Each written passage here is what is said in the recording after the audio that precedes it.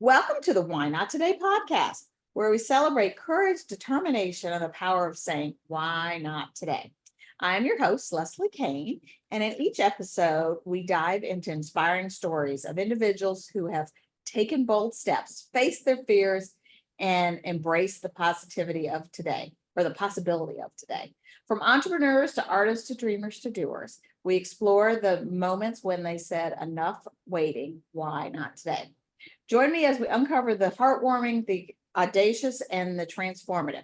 Whether it's pursuing a lifelong passion, overcoming obstacles, or simply choosing joy, the guests share their journeys and that inspire all of us. I started this podcast in honor of my father, Patrick Kane, who often said, why not today? And today's episode is kind of different. I'm here with my friend, Madeline McMahon, right? Yeah. Okay. And I always talk about connections and where I met people. And I met her at an event this spring, and instantly was attracted to her fun energy. And we got together, and since then have gotten together many times. And she's a genius. She's a fractional marketing person, which I had never heard that word. And now, of course, I've heard it all often. And we're going to talk about that. But we're doing something kind of totally different today. So, these podcasts are both video and audio, and I don't edit them purposely because of the Why Not Today message that we're just going to do it. It may not be perfect, and that's okay. And so Madeline and I met, and my other hat I wear, which many of you know, is I'm a sales director with Mary Kay. So I do a fun virtual spa session. So Madeline's like, you need to combine the two. So you motivated me to rebrand my spa packages with the Why Not Today information. And we're going to have some fun today as we record this podcast.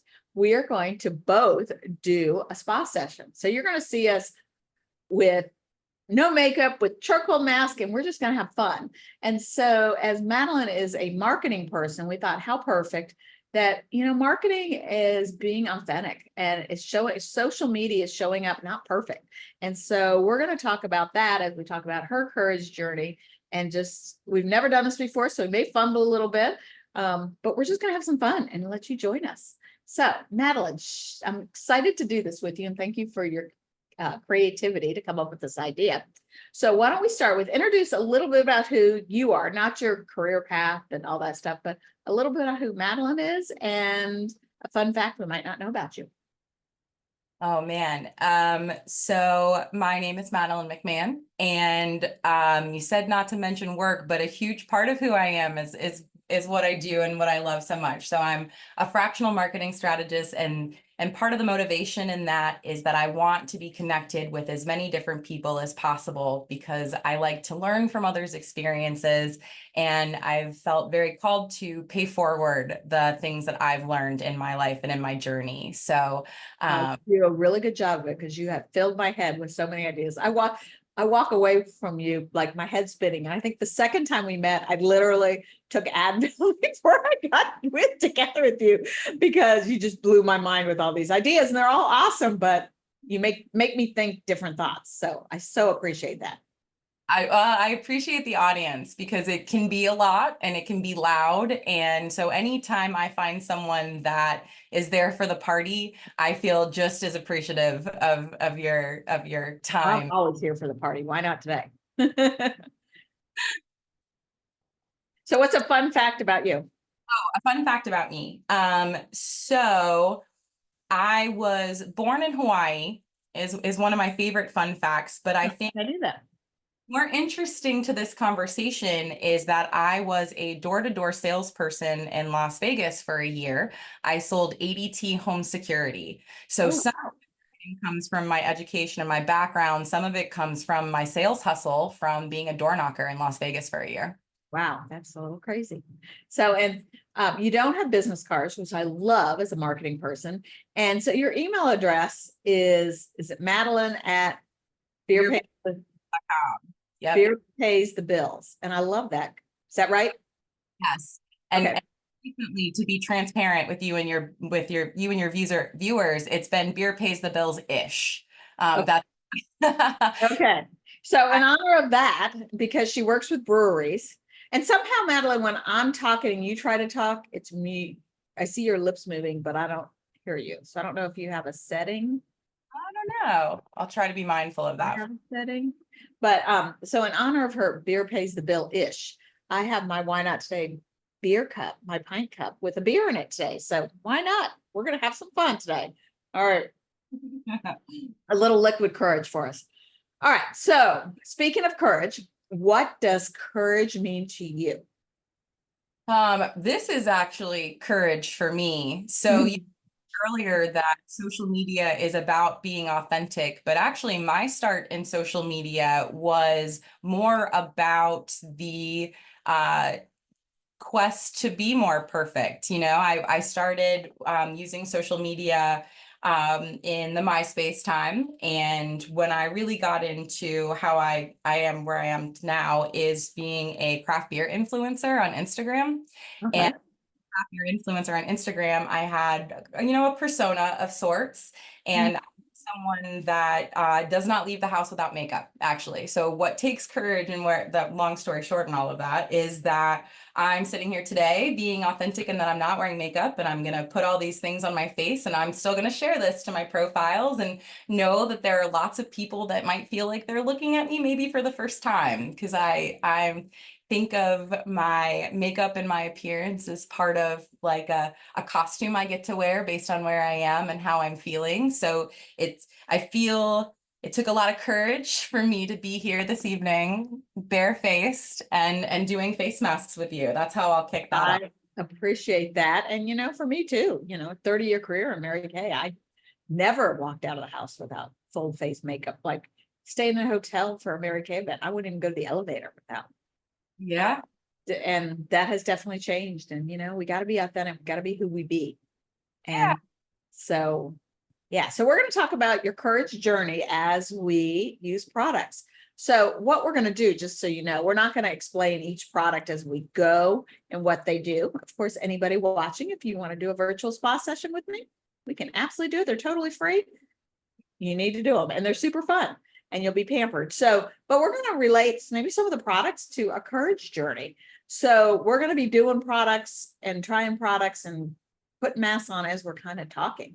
So first, we're going to cleanse. So we're just going to get started, and we're going to get our face clean. And as we do that, I should have pulled my hair back.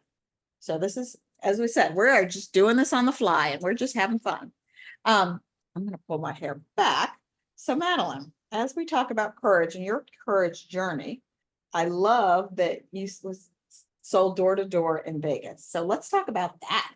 Now, we got on this call, we're both saying how flipping hot we are because we're in Northern Virginia and it's 90 some degrees out.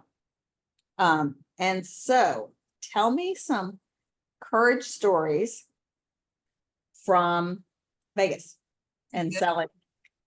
That's a good one. So how did you get into that? That's kind of crazy. I moved to Vegas and needed a job. Okay. Then No call girl. that's a tough gig to get into in Vegas, actually.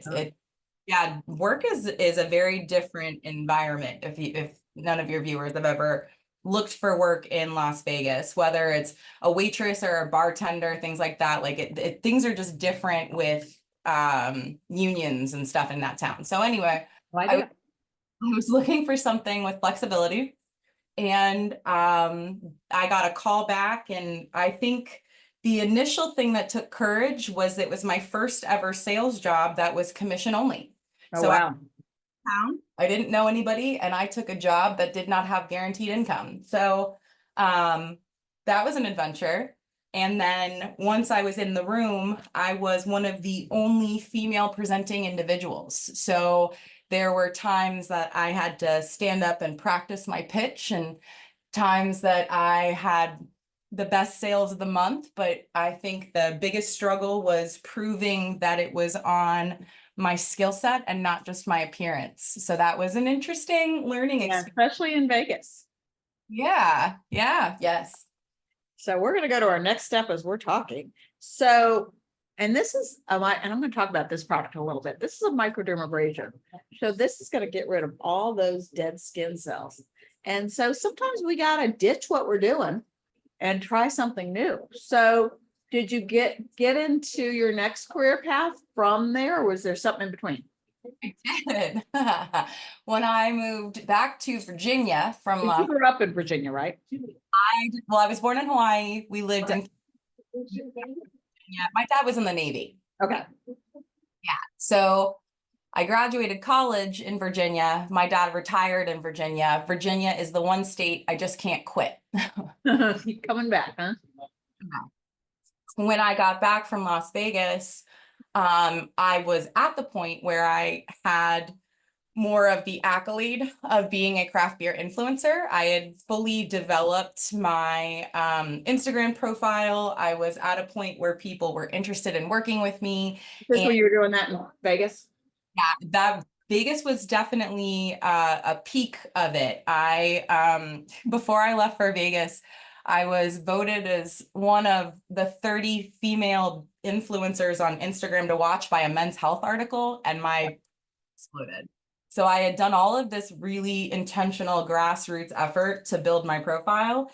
And then I got shared by a Men's Health article, and that was the ticket. That was what took me to the next level. So when I was done door knocking and when I got back to Virginia, I wanted to pivot into beer to leverage what I had built for myself. That felt like the first thing that was truly mine. That Instagram follow, that title, I built that, and I paid for most of that beer. You know, a lot of people look back at that then and said that I was just getting free beer from people. I wasn't. I was doing my research. I was going to the places. I was putting in the work, and I built that. So I wanted to take advantage of it. And so after I got back from Vegas, I was a tasting room manager at a brewery. I opened a tap room at a brewery in Williamsburg, Virginia. So let me ask, so we're talking about taking off that dead skin cell. And so moving back to Vegas, was it you were done there or you just wanted to come back, or what made you make that pivot? And was it, as I call a why not today moment, when there was just one day that you woke up and like, ooh, I'm doing this now. I'm gonna pursue this career. Unfortunately, that was not my why not today moment. That was that can run, don't look back. Okay. All right. So you came back, you worked in a brewery as a tasting room manager. And then how did you get into the whole marketing world? So social media is really how I got into the marketing world. I started with a MySpace page, and what I remember about MySpace is I could change the background, and I could change the colors, and I could change the font. And I really enjoyed the ability to customize things, very similar to putting on makeup and doing what I do in my appearance. I like the ability to customize and change what that customization is, kind of based on my mood. But what I know now is I was really early on learning HTML and, learning how to manipulate code. And the reason I share that is it taught me to click buttons and see what could be changed or taken or manipulated in a way that I could get better results for what I was looking for. So I got into marketing really through clicking buttons and being curious about what platforms could do to customize. So go ahead and put that on a little thicker. I'm going to coach you a bit.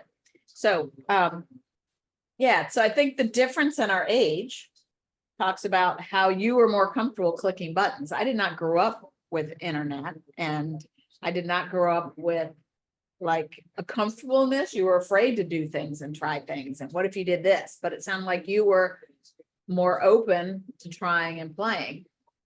I was encouraged. Yeah, that I talk a lot about wanting to pay forward the privileges that I had in my learning opportunities. And I was very fortunate to have access to not only technology, but parents and adults in my life that were encouraging me to click buttons. That was very impactful in how I process and the choices. Love that. So for those watching, we're doing a charcoal mask now. So we're being very vulnerable that we both are sitting here with charcoal mask on. And when somebody watches just part of it or watches one of the teasers, there's a clips, they're going to say, what the heck are they doing?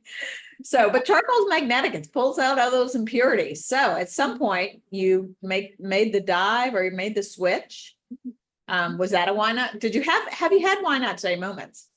I have had, I did think about this earlier. I told you I didn't necessarily, I'm a thinker. I like to know in advance what I plan to say and do. The one thing I know I can share with confidence is my why not today and starting my own business.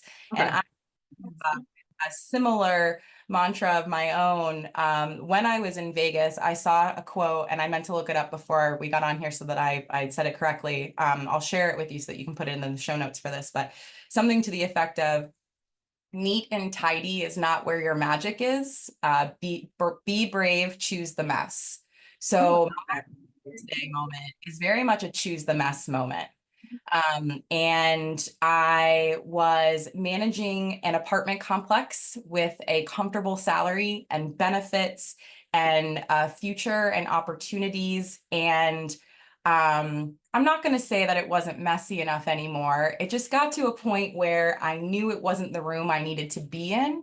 So my why not today moment was, I was fortunate enough to have an assistant manager that was wonderful, and I knew had aspirations to do more. And there was this moment that I knew she was ready for the job. I knew she was ready to take over for me. And then it was, okay, choose the mess. It's got to be today. Why not today? It has to be today. I officially feel like I've left this project in a place where I can move on and grow out of this and choose my new mess. So that was a beautiful moment in starting my own business. And I'm very fortunate to have the support from my husband, who I met at the brewery that I opened in Williamsburg. And that's part of how beer pays the bills, all of that. Yes. And talking about a why not today moment like that is, it's nothing's by accident. So there's a book I read years ago, and somebody just recommended me reading it recently, and I've been listening to it, and it's called Who Not How. Okay. Have you heard of that? No, tell me. And it talks about, like, when you have something you need solved, we often go, how do I do that? How am I going to grow a business? How am I going to do this? But they suggest, instead of say who, like, who is the person? So in your instance with the apartment, it was that person that moved you out because you had somebody ready. So she was your who to get you to the next step. Yeah. Right. Yeah. And so it's the who. It's like meeting you when I did, as I'm going through a marketing project and a website rebranding, and having you in my corner to kind of help me with ideas. Like, you were definitely a who. So sometimes the why not today moments come when a who comes in our life to change things up.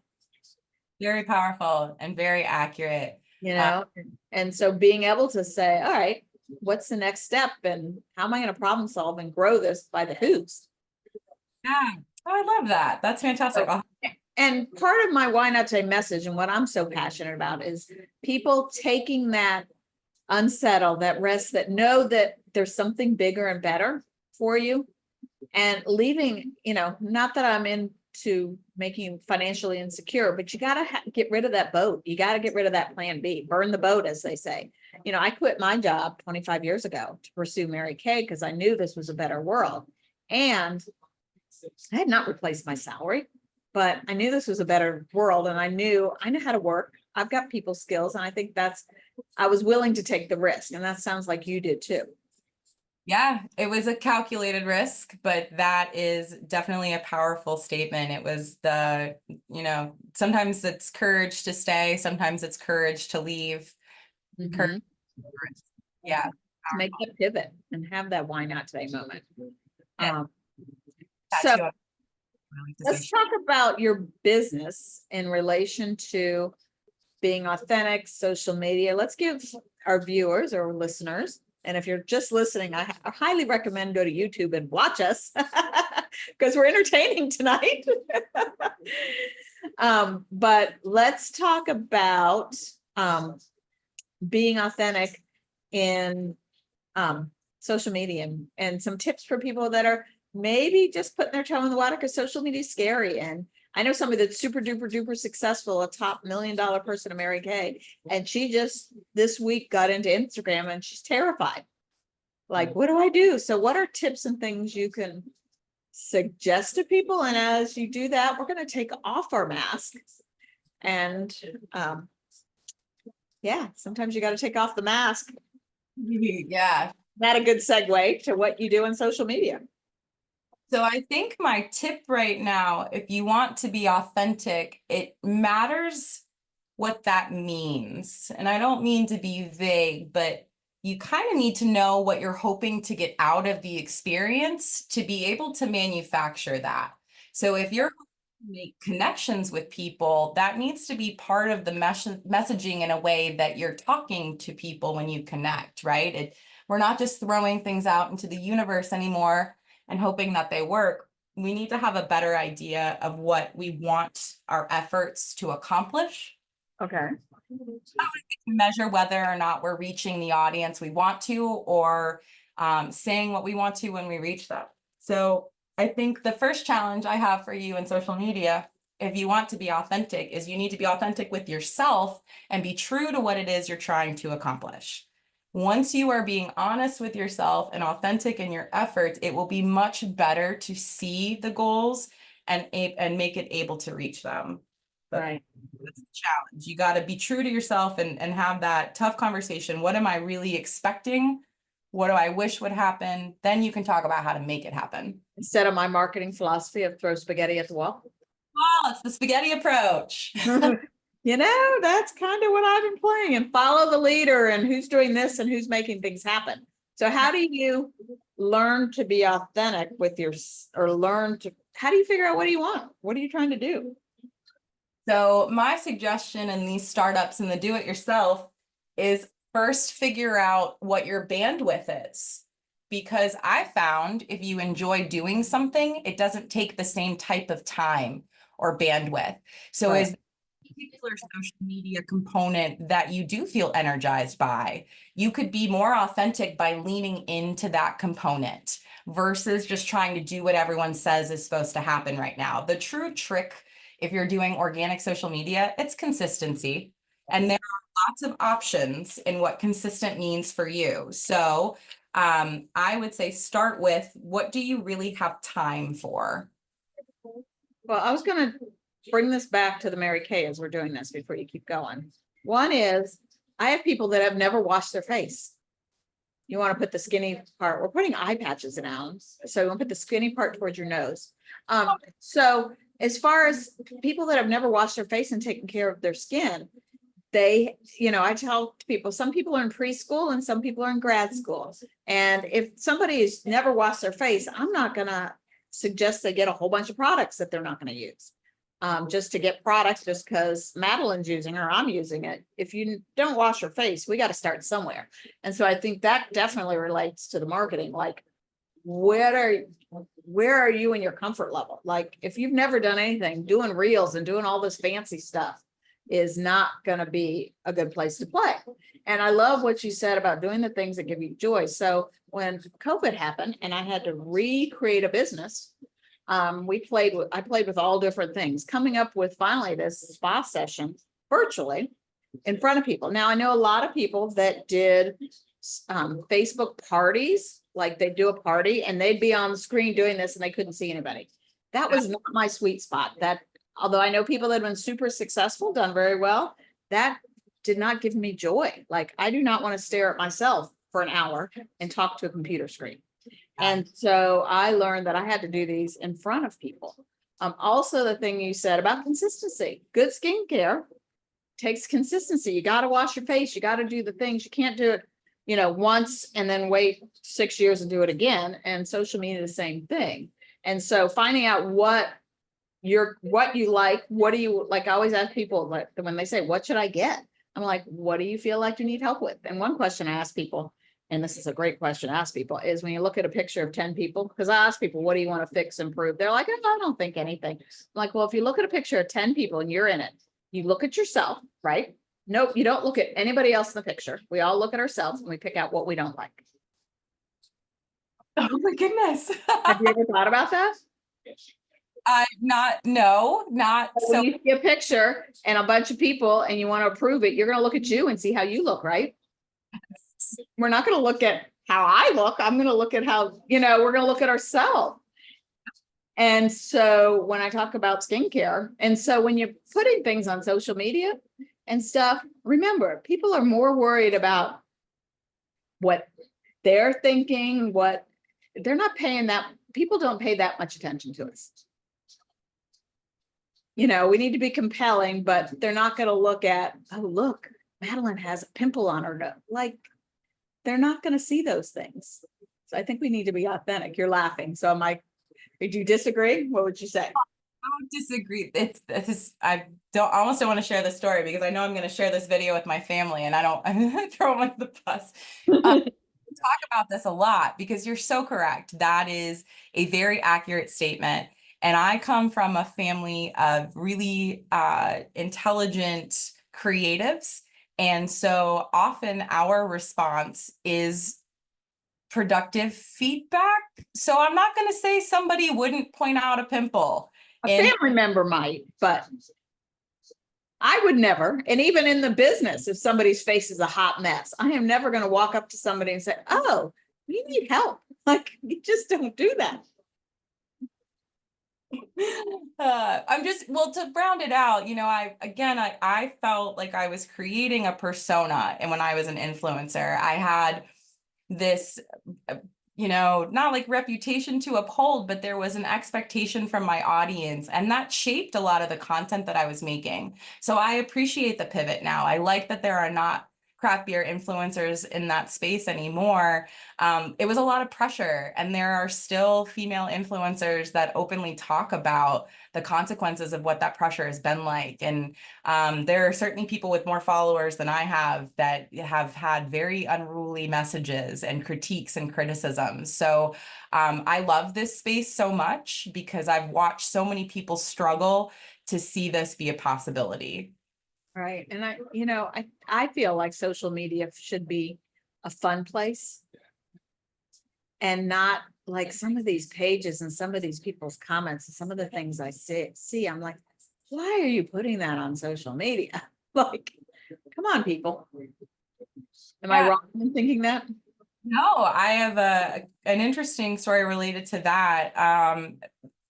Social media can also be very loud. I think we're all experiencing that and hearing that. But as a social media manager, I find myself often in multiple different profiles. And for a long time, beer paid the bills, and most of my clients were beer related. And at one point recently, there was an event that happened within the beer community that was very impactful and something that needed attention, and it was everywhere in my world. It was every profile I scrolled through. It was so loud in my head, even though I wasn't there experiencing it. So the reminder in that is to take the break, to have the separation. You know, social media is often a box we need to check. It's a necessary evil. It's a great place to make connections and to expand your brand, but it's important to have an awareness of what you're putting into it. And again, what you expect out of it, right? We need to give ourselves some grace in what we expect out of it, because it can be a very dark place to be.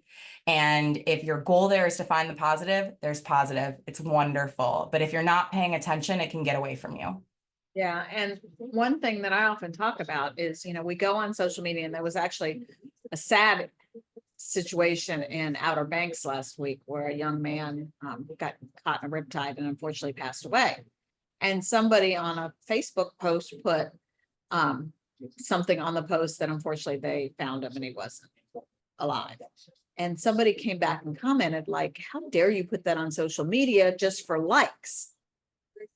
And hopefully that was not the meaning, but you know, we get wrapped up into that, like that needing of attention, the likes, the followings and comments, but really, and I don't know if confirm or deny this, but most of the things we do, people are watching, but they're not engaging. That is an excellent point.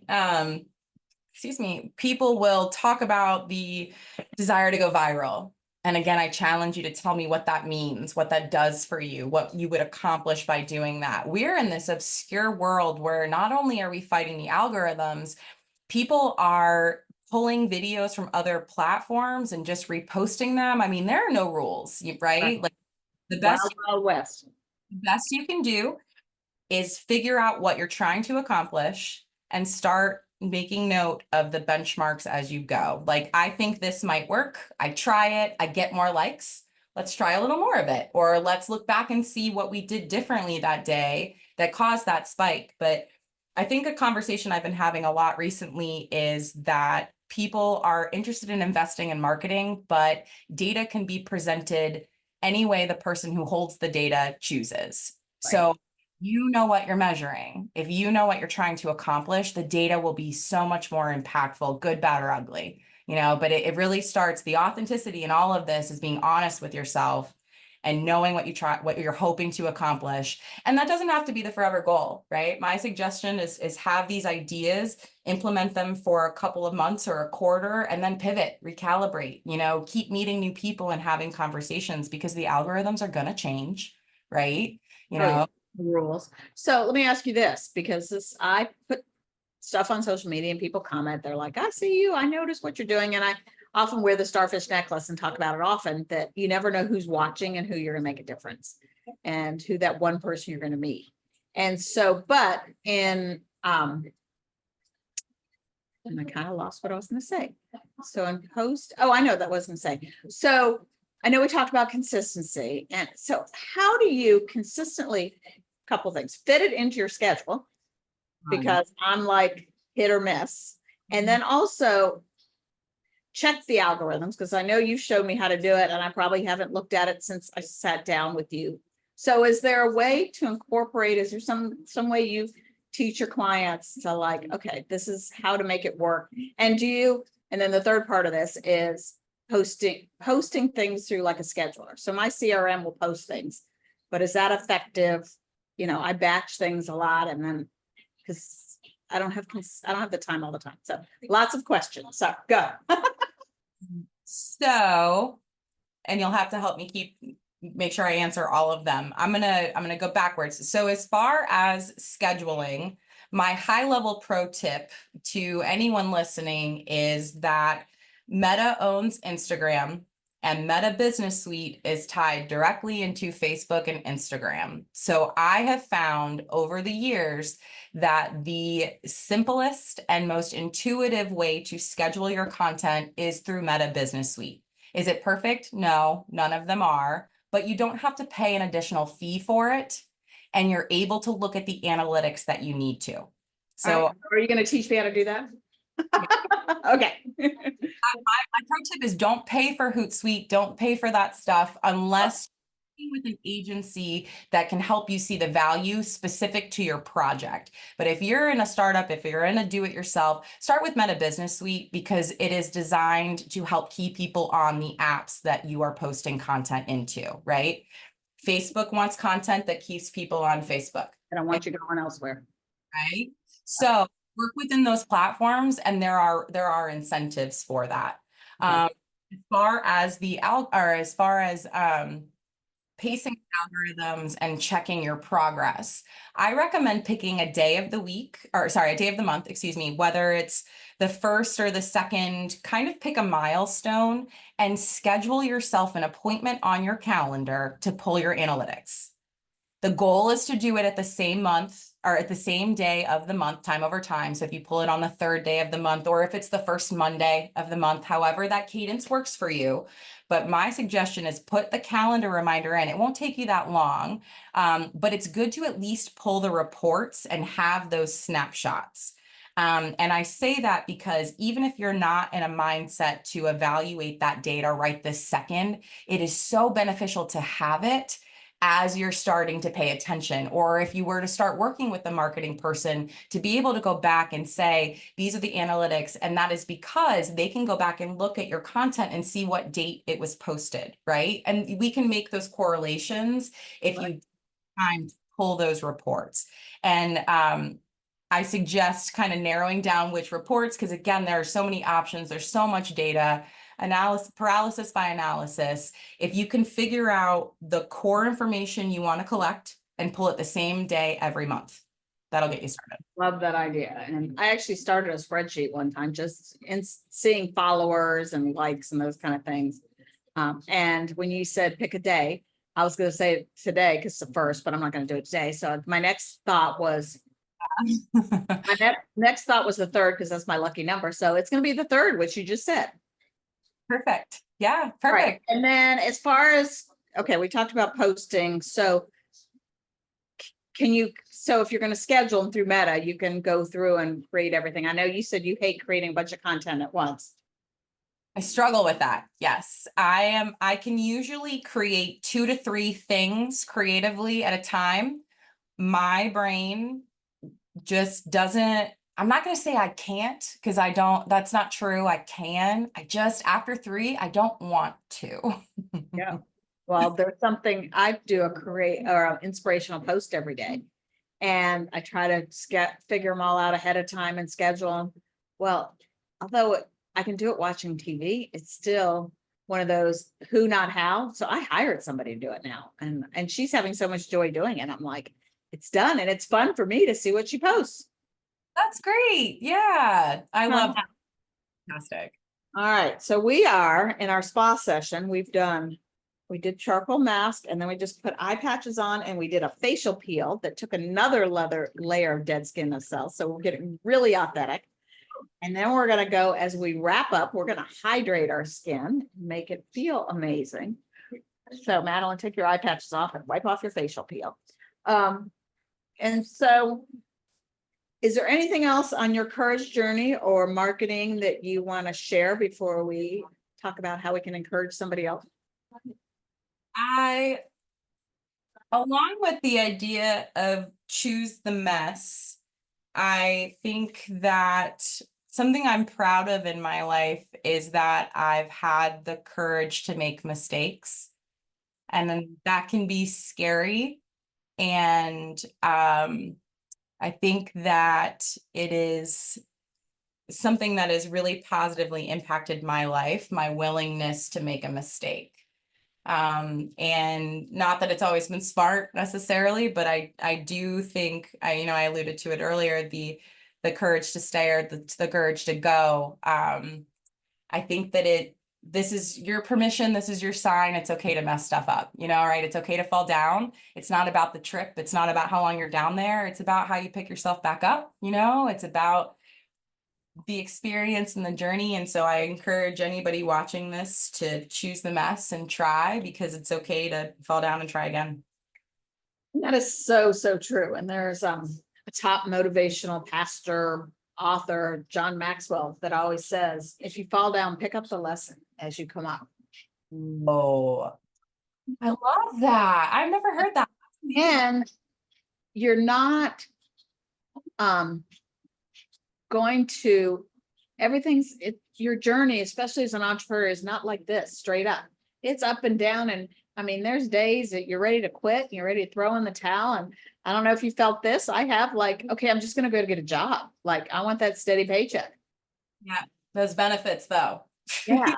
But, and often people, and I've talked about this many times on this, that the benefits that people are like, what are you going to do about health insurance? I'm going to pay for it. Like, you pay for it when you work for a job, you pay for it other ways. Absolutely. Blood, sweat, and tears, or you're hating your job, or like, a month or so ago, we just met on a Friday afternoon at a brewery just because we could. I think the other thing I would love to share is I believe that there's enough space for everyone. So my other pro tip in this life is, if there's not enough space, try a different room. There's enough space. So true. Yeah. Oh my gosh, so much wisdom and so much fun. Are you having fun? This has been great. I mean, and I'm almost distracted from my answers by, like, having to touch my face and stuff. So it's been a kind of fun unveiling of who knew what I was going to talk about today. Huh? Well, and I think that's important to say too, that sometimes we get so scripted. Part of the Why Not Today company is, I've started Why Not Today events called Why Not Today Connects. And they're not your traditional networking. Like, nobody's allowed to give their elevator speech, because I don't know about you. When you go to an event, somebody gives their elevator speech. Like, I go to one networking thing and this woman says, like, I could recite it, and they don't pay attention. One time I went and I said, why not today? And the person there thought I sold wine. People aren't really listening that much. So what can you do to shake it up a little bit? And so I think doing this and being kind of distracted, same with me. I'm like, we didn't script this ahead of time. We're just being real. Yes. And having fun. That challenge doesn't feel like the right word, but I appreciate, we chatted about this being an idea and about showcasing empowerment and vulnerability and complementing it with how Mary Kay, helps you feel rejuvenated. And I genuinely in that conversation was not expecting you to volunteer me to be the guinea.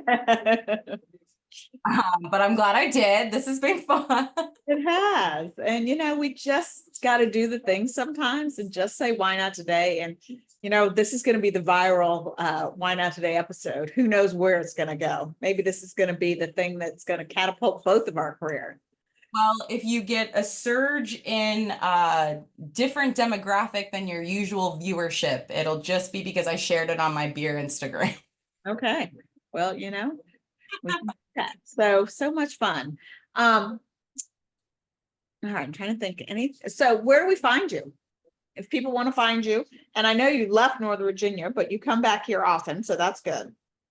Where do you find me? That's a great question. I hopefully will see many of you out and about. I really love that hustle and bustle and an opportunity to be lots of different places.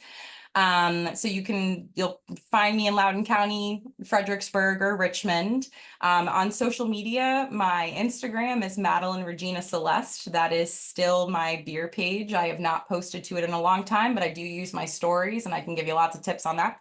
And go to beerpaysthebills.com, but don't judge me on my website as a marketing person. I made it in Google Sites. Well, that's okay. You're out there doing the fun things. So, and this is not perfect. I'm going to lean over and grab my sheet, which dropped on the floor as we exit this. So, of course, this episode, more than any, you want to comment, follow, share.